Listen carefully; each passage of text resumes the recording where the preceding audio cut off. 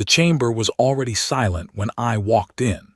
Not the polite silence of a meeting about to begin, but the cold, heavy silence of a verdict already decided.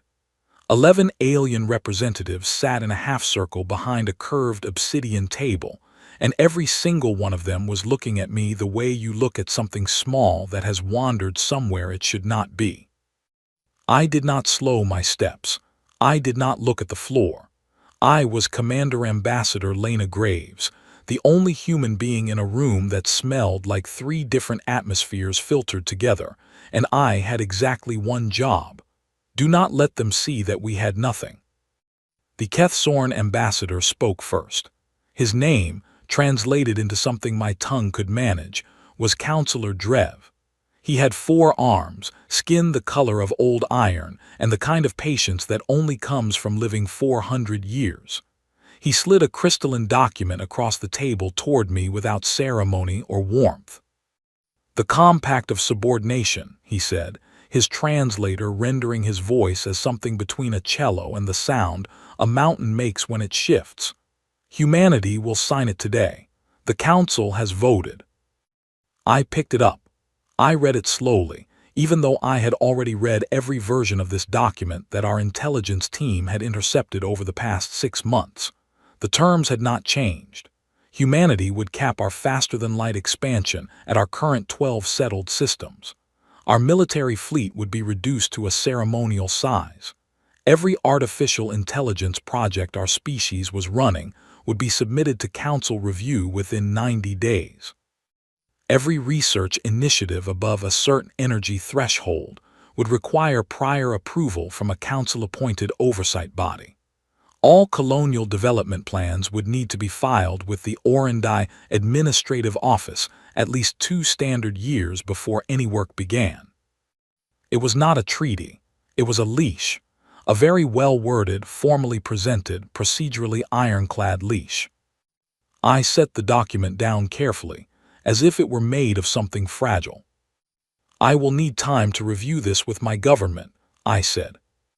"You have reviewed it," said the Vale representative. She had no name that translated cleanly.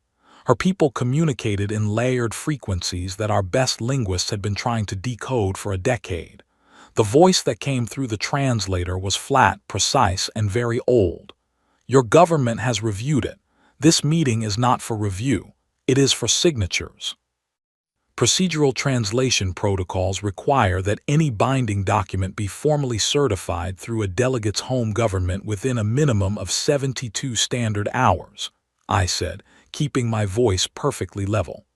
"I cite the Orendal Convention, Article 14, subsection 9. There was a pause, a long one. I watched Drev's 4 hands go very still, which was how Kethsorn expressed irritation. Across the table, the Orendai ambassador shifted his weight. He was broad, with a posture that conveyed the ease of something that has never lost a negotiation. The Orendai had been navigating these political currents for 200,000 years. His expression was not hostile. It was mildly inconvenienced, which was somehow worse. "You are stalling," Drev said. "I am following protocol," I replied, "which is, as I understand it, one of the things the Council values." The Vale representative made a sound that did not go through the translator at all. I took that as either deep disapproval or the closest thing she had to a laugh. With the Vale, after 3 years, I still could not always tell the difference. I got my 72 hours. I used every single one of them with the particular focused desperation of someone who has no real cards, but intends to keep the game going anyway. I filed 11 procedural requests before the first day was done. I requested new translations of 4 clauses that were, I claimed, ambiguous in the human linguistic framework. I asked for a formal clarification on the definition of ceremonial military tonnage as it applied to vessels equipped for deep space exploration. I submitted a petition to have a human legal observer present for the certification process, and when that was denied, I submitted a counterpetition asking why it was denied and requesting that the denial be formally documented in the session record. I then requested access to the session record to confirm the documentation had been correctly added. I asked for a 3-hour recess to consult with my communications team. I requested the recess again when the first one was denied. I filed a formal objection to the denial of the recess on the grounds that the Orindal Convention guaranteed delegates access to communications technology during any certification proceedings. The Council's procedural secretary, a Keth-Sorn official named Assistant Clerk Reth, stopped responding to my requests personally after the fourth one. I sent them anyway. The record would show they had been sent. Back in my private quarters aboard the station, I was running on 4 hours of sleep over 3 days, and my communications officer, a young man named Peter Oakes who had been working alongside me for 2 years, and had the remarkable gift of appearing calm when everything was rapidly deteriorating, handed me a decoded message from Earth Command. I read it twice. Then I sat down. The message was 12 words. We have no viable response to enforcement. Buy more time. We are working. That was it. No strategy outlined in careful military language. No reassurance about fleets being repositioned or alliances being quietly formed behind the scenes. No list of options being considered. Just 11 words and the quiet, terrifying weight of what was not being said. We were not working toward a specific thing. We were working to buy time for working. I wrote back 4 words, how much more time? The response came 6 hours later. It was 1 word, more. I put the message down and looked at the ceiling of my quarters for a long time. The ceiling of the confluence was a neutral gray-white, designed to be inoffensive to the maximum number of species. It was perfectly featureless. It gave me nothing. I went back to the chamber on the 3rd day and sat across from 11 civilizations that had been navigating the stars before my species had invented writing. The Orindai ambassador watched me with that particular stillness of his. The Keth-Sorn representative sat with forearmed symmetry that I found faintly unsettling even after years of exposure to it. The Veil representative had her layered eyes on me with an attention that felt like being read. Ambassador Graves, Drev said, your procedural requests have been noted, reviewed, and denied, each one in full accordance with the Orindal Convention which you yourself cited. We have satisfied every technical obligation this body is required to satisfy. It is time. I have one additional request, I said. Denied, he said, before I had said what it was. I looked at him. I would like that denial formally entered into the record, I said. A pause, a very measured pause. Entered, he said. I looked around the table. 11 civilizations watching me. The certainty in the room was a physical thing. They were certain I had run out of maneuvers. They were certain that something as young and small and unproven as humanity could not possibly have anything left. I thought about what Peter had said to me the night before, when I had finally told him the full truth. He had been quiet for almost a full minute. Then he said, well, if we are going to go down, at least go down loud. Peter was 26 years old. Occasionally he said things that cut through every complication I had built around a problem and left just the essential shape of it. I placed both hands flat on the table. Humanity declines to sign the Compact of Subordination, I said. The room was already quiet, but it went a different kind of quiet. And I want to be very clear about something, so that this council understands what that means. If enforcement is attempted by any member species, individually or collectively, humanity will ensure that the cost of that enforcement exceeds any calculation your current models are capable of producing. The silence that followed had weight. Drev leaned forward. That is a threat. It is a statement of consequence, I said. I suggest you treat those two things as different. The Veil representative spoke. Her translator delay was longer than usual. Ambassador, We are 11 civilizations with a combined fleet presence that your species could not measure without developing new mathematics. What exactly are you suggesting humanity could do? I let the pause stretch just long enough. I suppose, I said quietly, you will find out if you proceed with enforcement. Then I stood up, collected the unsigned compact, and walked out of the chamber. Behind me, clear through my earpiece translation feed, I heard Drev's voice, calm and certain. The humans are bluffing. 11 votes, all in favor, the compact would be enforced. I walked all the way back to my quarters, closed the door, and stood in the middle of the room for a very long time. Drev was right. I had nothing. I had a bluff built from confidence and rehearsed calm, and 2 years of learning how to appear more certain than I was. And I had just aimed it at the most powerful governing body in the known galaxy, while Earth Command sent me one-word messages from very far away. I sent a message to Earth. It was 5 words: whatever you are working on, work faster. I sat at my desk and looked through the viewport at the stars, the same stars that species far older than mine had named and cataloged and built their histories around. I thought about what it meant to be the newest thing at a table of ancients.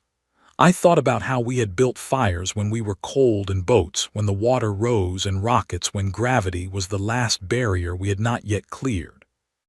And I thought, we have done something like this before, not this exactly, but something like this. Something where the only available option was to keep moving and trust that the ground would appear beneath your feet.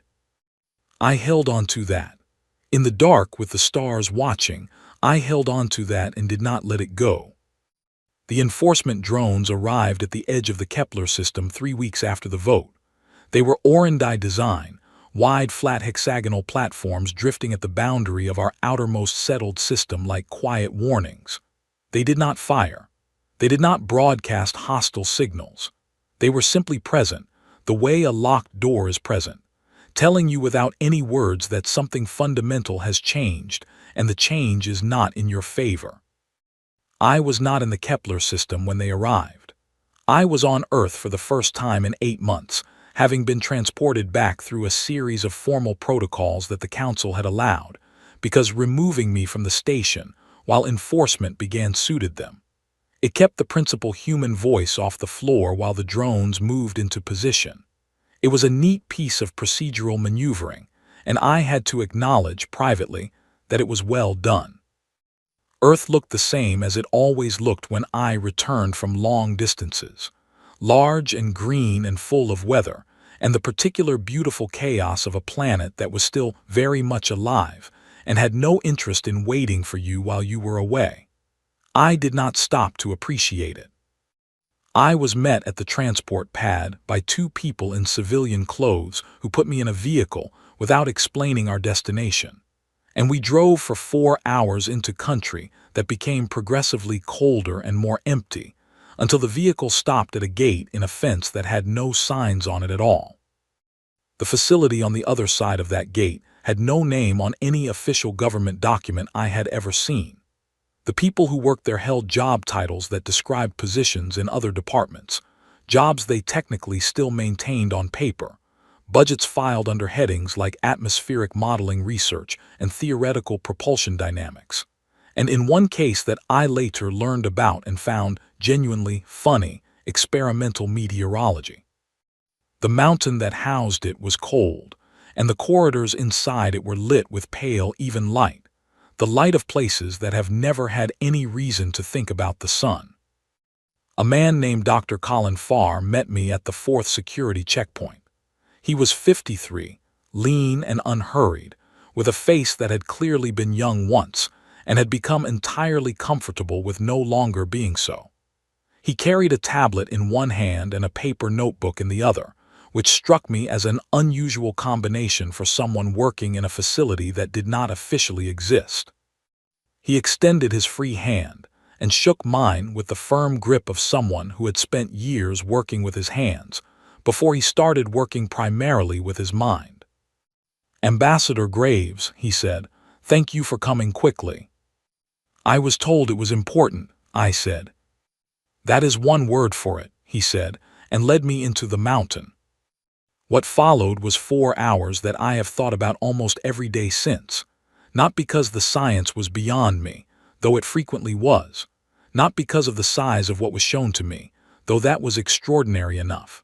What I keep thinking about is the quality of the people in that place, their ordinariness, the way they moved between workstations with the focused ease of people who care deeply about a problem and have been caring about it for long enough that the caring has become comfortable. They looked like teachers. They looked like people who stay late not because someone told them to, but because the question is still open, and open questions will not let you rest. Collins sat me down at a conference table and put 2 tablets in front of me and did not apologize for how long this was going to take. He started at the beginning, which was further back than I expected. We have taught for a long time that stars are passive objects, he said. Enormous nuclear furnaces, yes, but isolated, self-contained, operating independently of their neighbors. This was a useful simplification. It was not entirely accurate. He pulled up a diagram. It meant nothing to me immediately and almost everything to me by the end of the session. Every star in the galaxy is participating in a larger thermodynamic network. The gravitational relationships, the magnetic field interactions, the radiation pressure exchange cycles, the resonance patterns between stellar objects within certain distances. These are all part of a system, a very old system, one that has been running continuously for approximately 13 billion years. How old is the team that figured that out? I asked. Our average age is 38, he said. Our youngest full researcher is 29. I let that sit for a moment. Long enough that the system has become very stable and very predictable, he continued.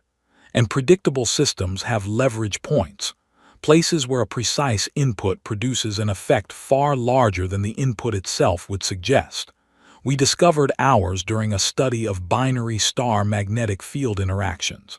It was not what we were looking for.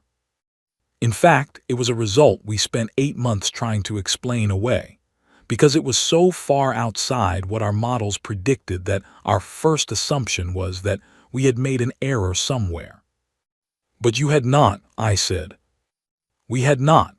What we had found was that there exist precise configurations of energy input applied to specific coordinates within the thermodynamic chain that can initiate a cascade effect. Not violent, nothing explosive, something much quieter and much more permanent. He described the cascade in terms I could follow if I concentrated fully and did not try to think about anything else at the same time. The nuclear fusion process at the core of a star relies on pressure, heat, and a precise balance of forces that have maintained equilibrium for millions or billions of years. The cascade does not attack that process directly. It introduces a disruption at a point in the thermodynamic network that is connected to that equilibrium in ways that had not been understood before his team did this work. The disruption propagates through the network. The equilibrium shifts. The fusion process, deprived of the conditions it requires, stops. Stops, I said. Completely. The star continues to exist as a physical mass. There is no explosion. There is no collapse into any kind of dense remnant. The mass remains essentially as it was, but the nuclear processes cease. The radiation ceases. The light ceases. The heat ceases. He paused. The star becomes, for all practical purposes, a very large, very cold, completely dark object. You tested this, I said. Once, he said, 14 months ago, a red dwarf star 31 light-years from the nearest inhabited system, no planets with life, no habitation of any kind, chosen with a great deal of care over the course of 7 months of site selection work.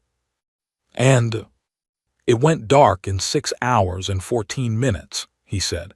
It has not shown any sign of resuming activity in the 14 months since. We do not believe it will. I stood up slowly and walked to the window that looked out onto the main research level below, where those ordinary-looking people were moving between their workstations with their quiet, focused energy. A young woman at the nearest station was making notes in a physical notebook. A man 2 stations over was eating a sandwich while reading something on 2 screens at once. None of them looked up. None of them seemed aware that anything unusual was happening above them. "How large is the device required to do this?" I asked. "At current miniaturization levels, it fits in a standard cargo container." Delivery. Any conventional launch vehicle. The targeting algorithm manages the rest once within operational range. I thought about the Orendai enforcement drones sitting at the edge of the Kepler system, flat and hexagonal and patient, and the Kethsorn laugh that sounded like gravel in a drain, and 12 words from Earth Command. "Dr. Farr," I said, still looking at the research floor below, "how did this not trigger any monitoring alert? 11 years of work, 41 people, a test on an actual star. The Council's surveillance systems have been tracking our scientific output since first contact. How did none of it get flagged?" He smiled. It was a small, private smile, the kind that belongs to someone who has spent years enjoying a joke that only they fully understand. "We published it," he said. I turned around. "We published every significant finding, every theoretical breakthrough, every relevant mathematical development. It appeared in peer-reviewed physics journals, conference proceedings. One of our senior researchers presented the core thermodynamic concepts at an international symposium 6 years ago in front of 400 people. It was very well received. Several papers citing it were published in the following year." I stared at him for a long moment. "The Council's monitoring algorithms," he continued, "are configured to identify research with obvious military applications, high-energy propulsion, materials with weapons-grade properties, biological research above certain thresholds. They are very good at identifying those things. Stellar thermodynamics as an abstract theoretical discipline was classified by their system as low-threat academic work. The kind of physics that has no immediate application. The kind of mathematics that exists for its own sake." He paused. "We did not plan that. We simply work in the open. We share what we find. That is how science is supposed to function. It happened that what we were finding looked, from the outside, exactly like mathematics." The room was quiet. Outside the window, a researcher finished her notes and moved to the next workstation with the easy, unhurried confidence of someone who has been at this long enough to know when to push and when to wait. "We were not trying to outmaneuver anyone," he said. "We were following a question, and the question led us somewhere that none of us had planned." I looked at the whiteboard behind him. It was covered in equations layered over other equations, some partially erased and rewritten, the physical record of 11 years of people caring about a problem and refusing to stop. "You are telling me," I said slowly, "that the bluff was never a bluff." "The bluff was always real," Colin said quietly. "You simply did not know it yet." I flew back to my quarters that night and sat in the dark for a long time, thinking about the weight of what I was now carrying. 2 human freighters had been impounded at an Orendai way station the previous day. A third was being held at a Kethsorn border checkpoint. More enforcement platforms were being positioned. The enforcement was quiet and methodical and confident, the confidence of something that has no reason to doubt the outcome. I thought about 41 people in a mountain following a question for 11 years, sharing everything they found, not trying to hide anything, not even realizing that what they were building could be called something other than physics. I thought about what it said about us, that our instinct is to share, that we publish what we discover, that the knowledge circulates because we cannot imagine why it would not. And I thought, that instinct is exactly what made this possible. I requested transport back to Confluence the next morning. There was a meeting to attend, and this time, I knew what I was carrying when I walked through the door. The transport docked at Confluence at 600 station time. The council session was scheduled for 1000. I used the 4 hours carefully. I ate a full meal for the first time in 3 days. I changed into my formal uniform. I sat at the small desk in my quarters with a cup of coffee that I drank slowly, thinking through exactly what I was going to say and what I was not going to say and why. Peter Oakes found me with 40 minutes remaining, when I was already dressed and had been sitting with my hands flat on the desk for approximately 20 minutes, which he identified immediately as a sign that I was thinking through something I could not resolve by thinking alone. "How are you?" he asked, sitting across from me without invitation, which was something I had always liked about him. "Ready," I said. "That is not what I asked." I looked at him. "I am feeling the weight of what happens if I get this wrong," I said honestly. "What happens if you get it right?" he asked. "Then I have to figure out what right means in a situation where the right answer, still, involves doing something that cannot be undone." He thought about that genuinely, turning it over. "Stars have been going dark on their own for 13 billion years, he said. "We are just doing it faster." That is not actually comforting, Peter. It was not meant to be comforting. It was meant to give you a sense of scale. He stood up. "You have never been wrong about the things that matter. I have worked with you for 2 years. You get the important things right. Trust that." He left before I could answer. I walked into the council chamber at exactly 1000. Drev called the session to order without preamble. No opening remarks. The council had decided formality was no longer necessary. Ambassador Graves, humanity remains in breach of the compact of subordination. 3 human vessels are under council authority. Additional enforcement platforms have been deployed to the Kepler border. This session is a final opportunity for voluntary compliance before more significant measures are implemented. I stood up. "I have a statement," I said. "You may deliver it briefly," Drev said. "I will deliver it accurately," I replied, and before he could respond, I placed a data chip on the table and slid it toward the center with a steady hand. What is on that chip is an incomplete version of the research documentation for a project called Stilpon. Incomplete because the complete documentation would take approximately 11 hours to read. What is there is enough to understand the essential facts. The Orendai ambassador picked up the chip.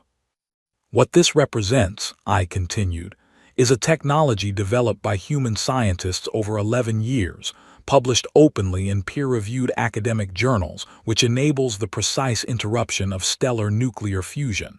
The affected star does not explode. It does not collapse. It simply ceases to function as a star, permanently." Not a sound in the chamber.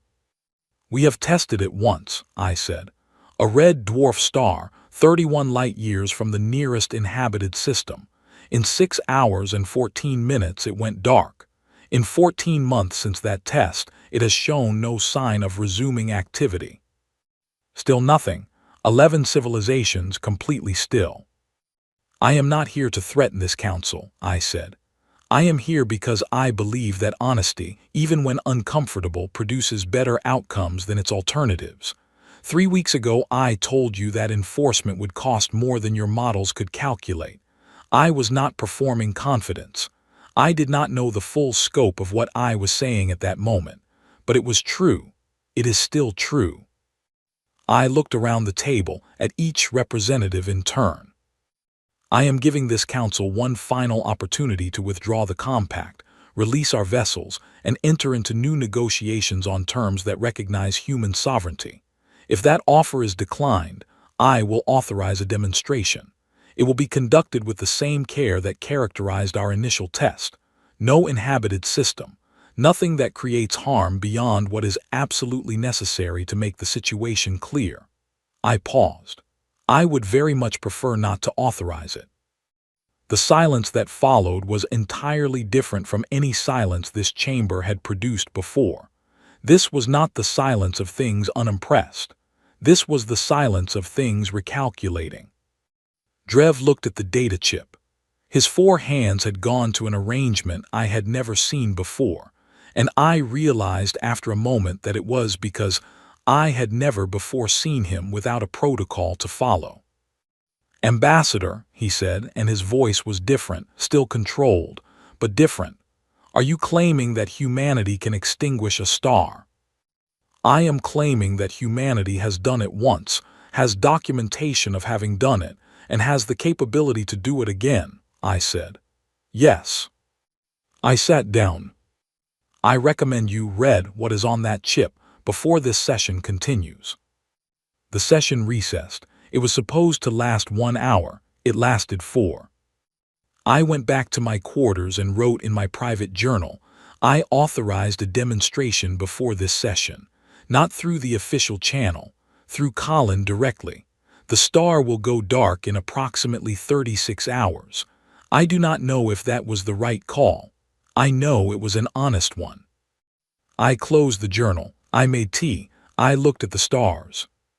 37 hours later, a star went dark. No announcement, no warning. Telescopes across the Council's monitoring network registered the reading simultaneously. A Class G star in the buffer zone between human and Orandi space simply stopped. No solar wind, no radiation, no light. Silence where there had been light for 4.5 billion years. My communications unit activated within 4 minutes. It was Drev. "Ambassador Graves, emergency session, immediately." I took my time. I pressed my uniform. I finished my tea. I checked that Peter's notes on the legal framework for new negotiations, which he had been quietly drafting for 3 days on the assumption that we would need them, were saved in my accessible files. Then I walked to the chamber, where 11 civilizations were waiting for me. The Vale representative was standing. In 3 years of sessions, she had never stood. The Orandi ambassador's composure, which I had previously believed to be geological in its permanence, had developed a visible crack somewhere around the eyes. Drev had his 4 hands flat on the table, perfectly still, in the configuration that meant the alternative to stillness was worse. I sat down. "That star," Drev said, "was within Orandi navigational mapping. For 80,000 years it has been in our records." "I know," I said. "It was selected precisely because it was not inhabited, not on any active shipping route, and far from any system where its absence would create danger." "And what," the Kethsorn ambassador said, speaking for the first time in this session, "exactly were you trying to demonstrate?" I looked at him directly. "That the bluff was never a bluff," I said. "That when I told this council that enforcement would cost more than your models could calculate, I was not performing confidence. I was stating a fact I had only recently learned myself." I paused. "I wanted you to know that now, because I think you deserve to make your next decision with accurate information." He looked at the data chip still sitting in the center of the table, and I watched the calculation change behind his eyes. Not a calculation about power, not anymore. A calculation about something deeper and more fundamental than that. "We are not trying to hurt anyone," I said. "We are trying to be free in a galaxy that we are also part of, in the same way that every member of this council is part of it. We are young and loud, and we make things more complicated than they were before we arrived, and I understand that is frustrating. But we are here, and we are not leaving." I let that settle. "What I am offering," I said more quietly, "is a way for all of us to move forward without anyone losing something they cannot recover. We do not want to extinguish stars. We want to live on our terms, which is a thing I believe every species at this table has always taken for granted. We are asking for the same thing." The Kethsorn ambassador had not looked up from the data chip since I began that statement. He turned it over in one of his hands, carefully. "The way you handle something you have only just understood is breakable." Then he set it back on the table and said, very quietly, "We underestimated you." It was not an apology, but it was from him something close to one. The Vale representative spoke. "The council will recess," she said, 24 hours. No one argued with her, not even the Orandi, who had been the most confident voice for enforcement in the weeks before this session. I watched his face as the recess was declared. He had the expression of someone revising a very long set of assumptions all at once. I went back to my quarters and I sat down and was completely still for a while. The first demonstration had achieved what it needed to achieve. The chamber had shifted. The certainty was gone. In its place was something I recognized from Earth negotiations, from the difficult ones where people walk in convinced of one thing and walk out no longer quite sure. The particular quiet of minds genuinely reconsidering. I wrote in my journal that afternoon, "I am sitting in my quarters on Confluence, and I do not know if we are doing the right thing. I know we are doing the necessary thing. I know there is a difference between those two ideas, and I am going to be living in that difference for a long time." I wrote, "Colin turned off a star without asking me first and was correct to do so from a strategic standpoint. I am going to have to think carefully about what that means for how we manage this going forward. The technology is out of the box now. It will always be out of the box. What changes is the set of habits and structures we build around it. What changes is who we choose to be." I wrote, "What the Vale representative said when she first met me that seems most relevant now is not the part about restraint or ruin. Those are the categories. What stays with me is the part where she said we do not know our own shape yet. She was not criticizing us.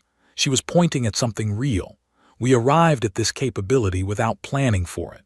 We became this without a vote or a strategy or a deliberate decision to develop leverage. We followed a question, and the question brought us here." I closed the journal. Peter knocked an hour later to tell me that the Council's secure communications network had registered an unusual volume of traffic between member delegations. He said it with the neutral tone he used when information was significant, and he was waiting to see what I wanted to do with it. "Let them talk," I said. "That is what recesses are for." He nodded and went back to his monitoring station, and I went back to looking at the stars. The second star went dark on the morning of the vote. I was awake when it happened. I had not slept well, which was expected. My monitoring feed registered the alert at 3:47, and I sat up and read the numbers once and then read them again, and then I sat with the information for a while before doing anything else. Kethsorn territory, uninhabited, selected by Colin's team with the same extraordinary care that had characterized the first site, 7 months of verification, every criterion satisfied twice. The star had been charted by the Kethsorn for 60,000 years. It appeared in their navigational archives. It was part of their sky in a way that ours are part of ours, named and known and used to orient generations of travelers across the dark. And now it was dark. Colin's message arrived at 400. It was brief. He explained that the timing was deliberate, that he had assessed the Council's likely response pattern and determined that a second demonstration before the vote would substantially reduce the probability of the vote being reconsidered or appealed in the weeks following. He said, "The mathematics on this was clear. I thought you would want it done." I sat with that message for a long time. He was right about the mathematics. He had been right about the strategy throughout. The team in the mountain had a clarity about the technical and strategic dimensions of this that I could not match, because they had been living inside it for 11 years, and I had known about it for a matter of weeks. And also, 2 stars were now dark. 2 stars that had burned since before our planet existed were now cold and still and would not burn again. And that was something we had done, something human hands and human mathematics had accomplished. It was not an accident. It was not the unintended consequence of something else. It was a choice, made carefully and not carelessly, but a choice. I sent a message to Colin asking him to coordinate with me before taking future actions of this kind. His response arrived as I was pressing my uniform for the session. Noted. Sorry. I walked into the chamber 3 hours later, and the vote passed 9-0. The compact of subordination was formally withdrawn. All 3 vessels were released with a formal apology that the council secretary delivered in writing rather than in person, which I took as an accurate reflection of the political delicacy involved. The enforcement platforms at the Kepler border powered down and began moving away. Humanity's status was elevated to provisional autonomous, a category that had not previously existed in council law, and that the legal teams on Earth would spend 4 months arguing about before concluding it was favorable. I could have told them from the beginning it was favorable. But sometimes people need to arrive at their conclusions through their own process. Before the session formally closed, Drev recused himself from the closing procedural vote and passed by my chair on his way out. He stopped. I did not speak. I let the silence be what it was. "We should have listened," he said, "when you first arrived." He walked away. I have thought about those words many times since then, turned them over in different light at different hours. I have not yet decided what they meant. I am not sure I will. I did not leave the station during the recess before the vote. I stayed in my quarters, thought and wrote, and ate when I remembered to, and reviewed Peter's negotiation framework notes until I had them memorized. The notes were good. Peter had been building them quietly for 3 days on the assumption, which he never stated aloud because stating it aloud would have been too much like counting on things that had not yet happened, that we would eventually need a clear legal pathway into the next stage of whatever came after this. I appreciated him for that, for working as if the outcome were already decided, not out of naive confidence but because it was the only useful thing to do. You do not wait until you know you have survived something to start planning what comes next. You plan it while you are still inside the thing, because if you wait until after, you will have lost time that you needed. There was a particular quality to the thinking during those 24 hours. Not fear exactly, though fear was present in it. Not confidence, though I needed to hold onto confidence as something real rather than performed. More like standing at a height and understanding clearly, for the first time, exactly how high you have climbed. Understanding that what got you there was not the hard part. The hard part is what you do when you are standing at the top, and the ground below is a long way down in every direction. I wrote in my journal during those hours. Not reports, not strategy notes, not anything that was meant to be read later by anyone making decisions. The things I put in the journal were the things I could not put anywhere else.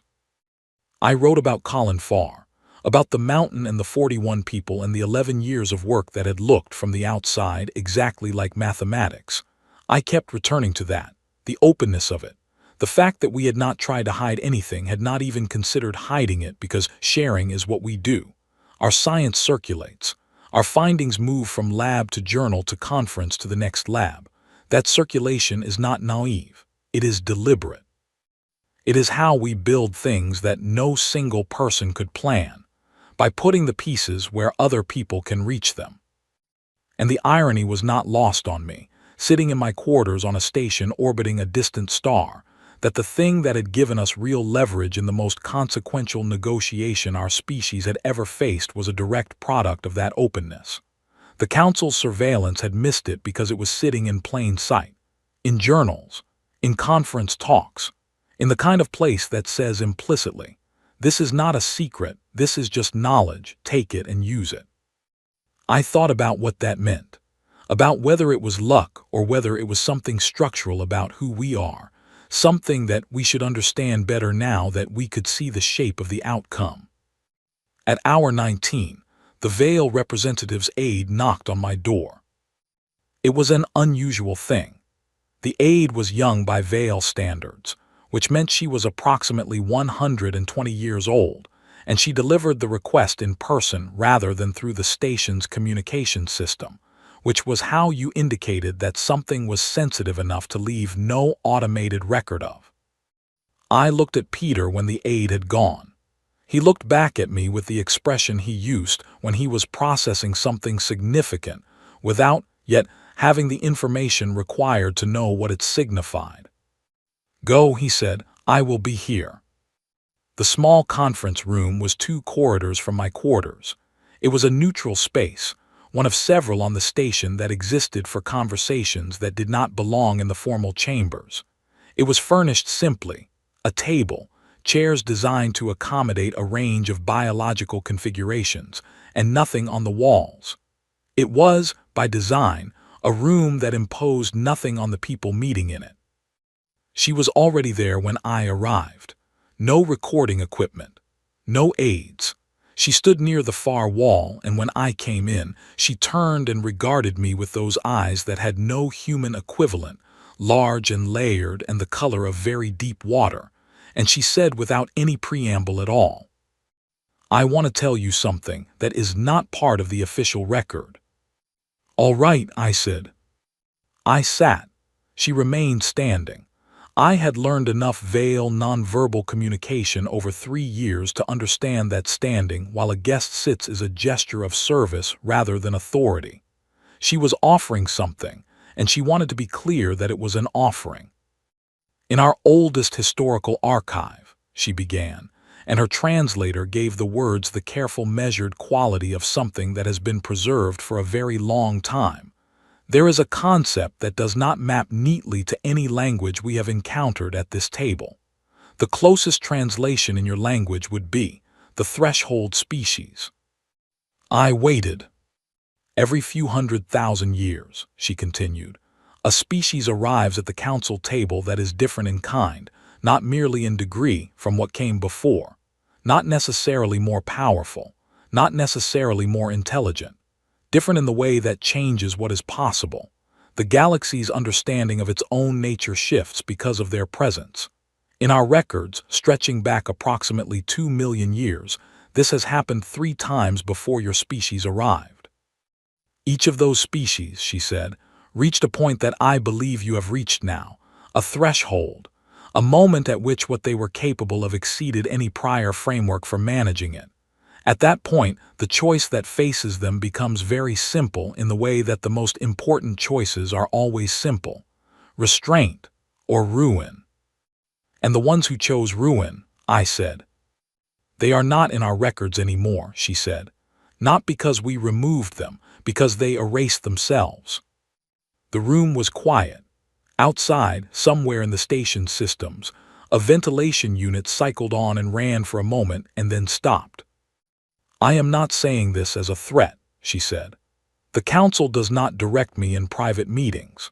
I am saying this because I have been observing your species for 3 years, and I believe you are the kind of people who can hear a warning and actually receive it, rather than simply acknowledge it and set it aside." I thought about asking her how she could tell the difference.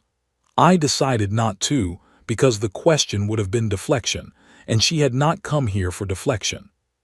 "What do you believe we will choose?" I asked instead. She looked at me for a moment that was long enough to be deliberate. "I do not know," she said. "That is, in fact, what makes you interesting. Every species at this table knows its own shape. They know what they are and what they are not and what they will or will not do in a given situation. That knowledge is long and deep, and it is also, in its way, a kind of limit. You do not know your own shape yet. You are still becoming, and what you are becoming is not yet determined." She paused. "That is the most unsettling thing about you. It is also, I believe, the most promising." "Are those the same thing to you?" I asked. "Unsettling and promising." "Considered this. When something is predictable," she said, "it is easy to manage. It requires no real attention. It simply proceeds. When something is genuinely unpredictable, it requires continuous attention. It cannot be safely ignored." She looked at me steadily. "The council has not known what to do with your species since you arrived. Not because you are dangerous in any way we understand, but because you do not follow the patterns we have used for 2 million years to navigate things like you. That makes you work, ambassador, and most of what is at this table would prefer not to do more work." Another pause. "But the things worth preserving rarely arrive without work." She moved toward the door. "Ambassador Graves," she said, stopping just before she reached it. "The council will vote tomorrow. I believe the outcome will be in your favor. I wanted you to hear what I just told you before that vote, not after. Because what you do afterward matters more than what brought you here." She left. I sat in that room for a long time before I moved. When I finally returned to my quarters, Peter was sitting outside my door. Not inside, which he could have managed if he had wanted to, but outside, on the floor with his back against the wall and a tablet balanced on his knees, reading something. He looked up when he heard my steps. He looked at my face. He did not ask any questions. He stood up. He went inside and made tea and left it on my desk and went to the door. "I am 2 corridors down if you need anything," he said, and left. I drank the tea slowly.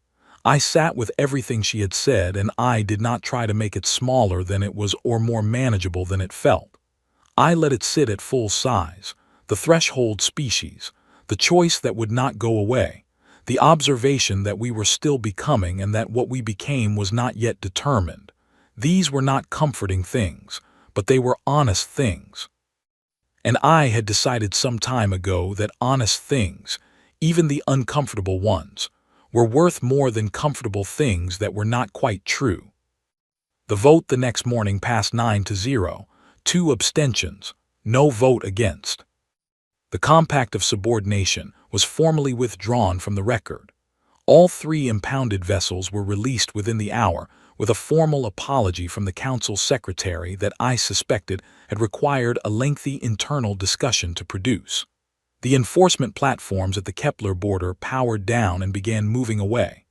I watched the sensor confirmation on my tablet and felt something that was not quite relief, because relief is lighter than what this was. Relief implies the threat is gone. What I felt was more like the beginning of understanding how large the road ahead was. Humanity's status was elevated to provisional autonomous, a category that had not previously existed in council law. It had been written specifically for us, in the preceding 48 hours, by a legal team that had reportedly argued for most of those hours about what provisional should mean, and whether autonomous could be defined in a way that was acceptable to all parties. The teams on Earth would spend 4 months in their own extended argument before concluding the terms were favorable. I could have told them that from the beginning, but sometimes you need to arrive at your own conclusions. Before the session formally closed, Drev recused himself from the closing procedure. He passed by my position on his way out. He stopped. I sat and let the silence be what it was without trying to fill it. "We should have listened," he said, "when you first arrived." He walked away. I have thought about those words many times since then. I have turned them over in different lights. Each time they mean something slightly different, and I have come to believe that the ambiguity is intentional, that some things are more true when they carry more than one meaning at once. I sat in the empty chamber for a few minutes after everyone had gone. The council staff were moving through the room collecting materials and resetting terminals, not paying any attention to me, and I sat with the table where 11 civilizations had just voted 9-0 and thought about the weight of what that meant and what it required of us going forward. The second star had gone dark the day before the vote. Kethzorn territory, uninhabited, selected with the same 7 months of care and the same calculation of minimum necessary disruption. Colin's message had explained that he had wanted the vote to occur after 2 demonstrations rather than 1. I had sent him a message asking him to please coordinate with me before making calls like that in the future. His response had been 2 words: noted. Sorry. I had not written back. He had not been wrong about the strategy, and there are moments when pointing that out serves no one. On the transport home, Peter sat across from me, and neither of us talked much for the first day. We had covered an enormous distance in a very short time, in every sense of the word, and we were both still inside the process of understanding what that meant. I opened my journal partway through the second day. I found the line I had written during the worst night before the first demonstration: "I hope we deserve to win this." I read it 3 times. I did not write anything to answer it. I left the page open beside me and watched the stars through the small viewport as the transport moved through the dark between them. The same stars that had been burning since before our planet formed, burning with the same steady light they had been burning with for billions of years, indifferent to everything that had happened in the small, warm rooms of the station, orbiting one of their number. 2 of those stars, somewhere in the dark, were no longer burning. I held that, and I let the question stay open. 6 months later, I was sitting in front of the Unsecurity Council, in a formal chamber that smelled of recycled air, and the kind of sustained institutional effort that leaves its mark on a room, giving testimony for the 4th hour of a session that had begun with procedural formalities and escalated steadily into the questions that everyone in the room had actually come to ask. The gallery was full, not just with officials and their aides, but with scientists, journalists, representatives of academic institutions, people who had followed the events at Confluence as closely as information had allowed and were still working through what it meant. There was an energy in the room that I recognized as the energy of people who know they are present at a moment that will be referred to later.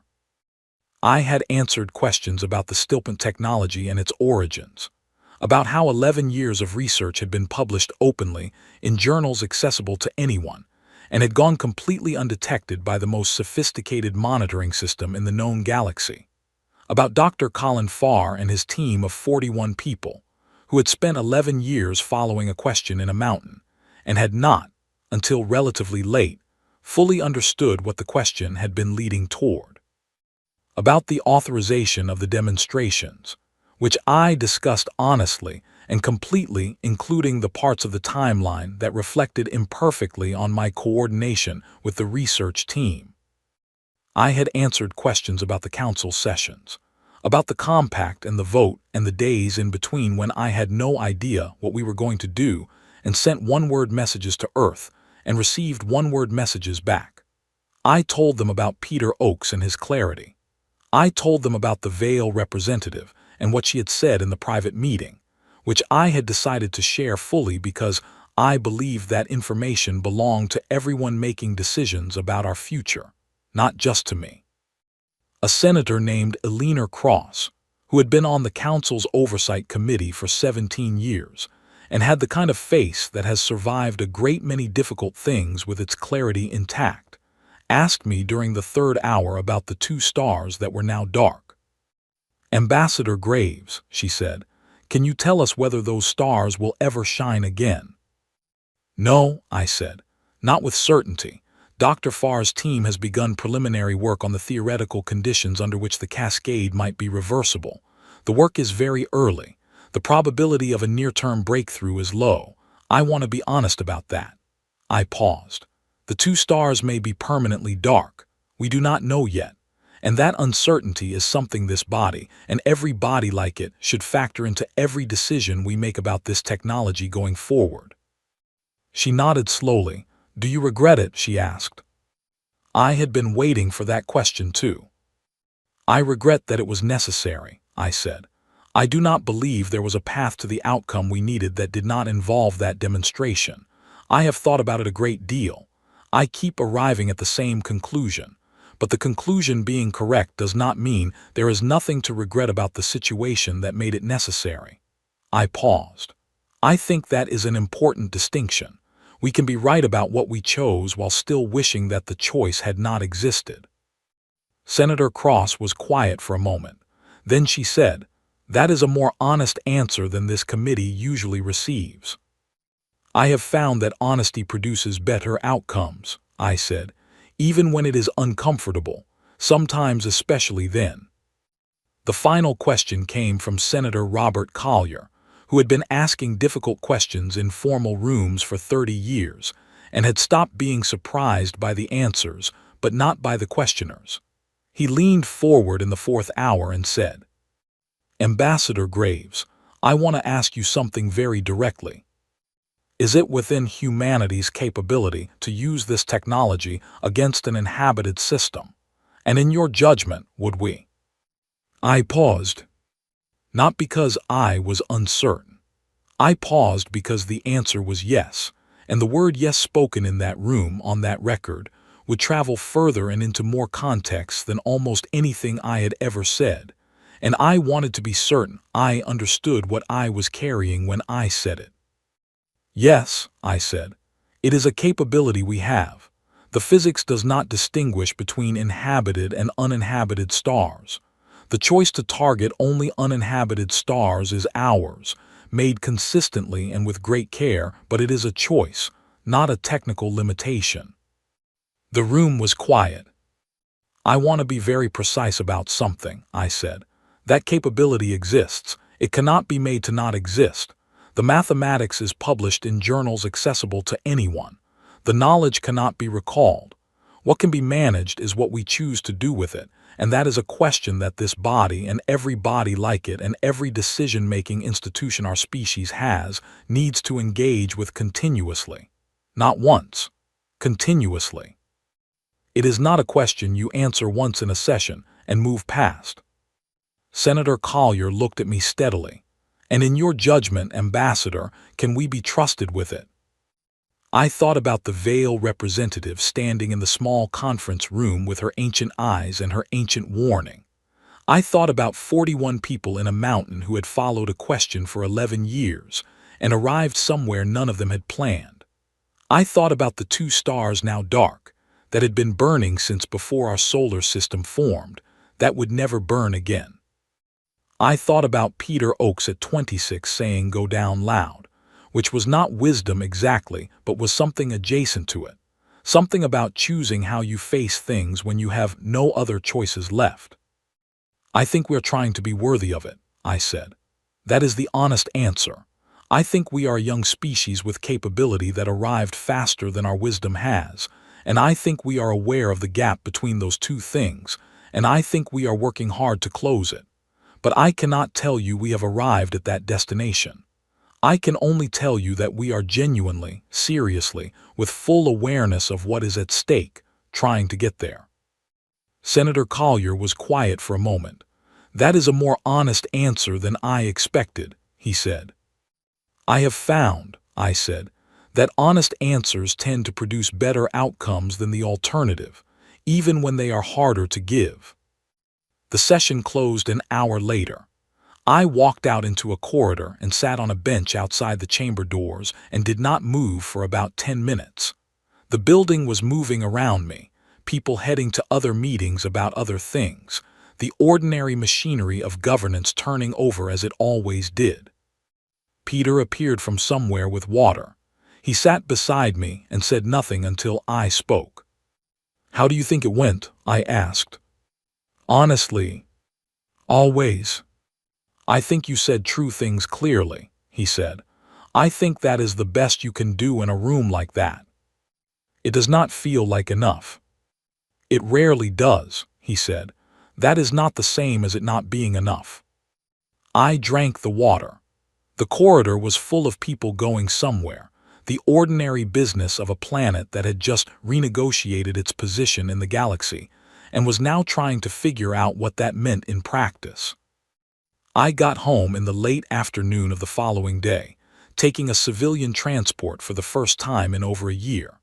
The transport was crowded and warm and full of ordinary people going to ordinary places, and nobody looked at me twice, and I found that I had needed that more than I had known.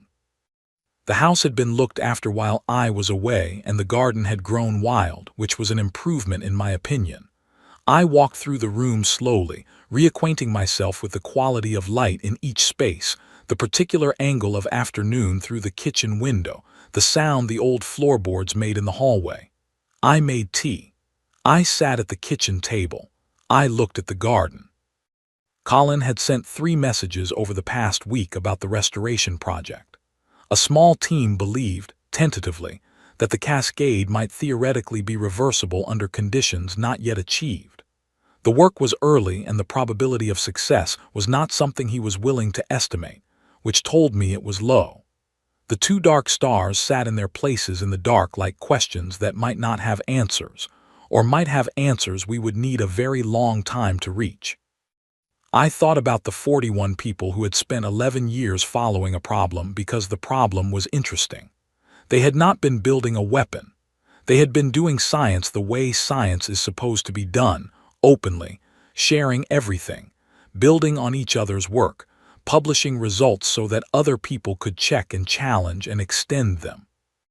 That process had produced something that changed the shape of what was possible, not because anyone planned for it, but because the process itself, the honest, collaborative, curious process, generates things that no single person could plan. That felt important. I kept turning it over.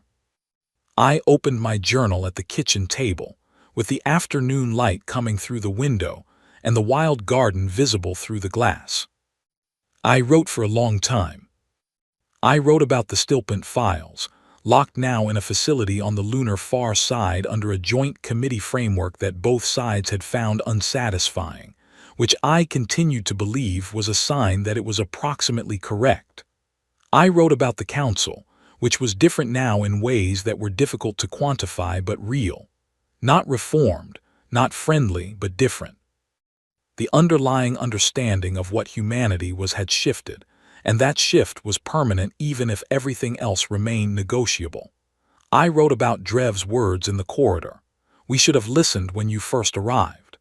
I had turned them over many times, and I was beginning to think the ambiguity was intentional, that some messages are more useful when they carry more than one meaning at once.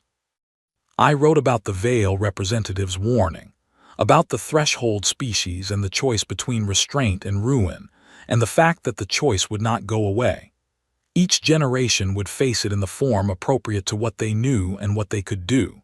And what they could do would keep growing, the way it always had, because we are a species that cannot stop following questions.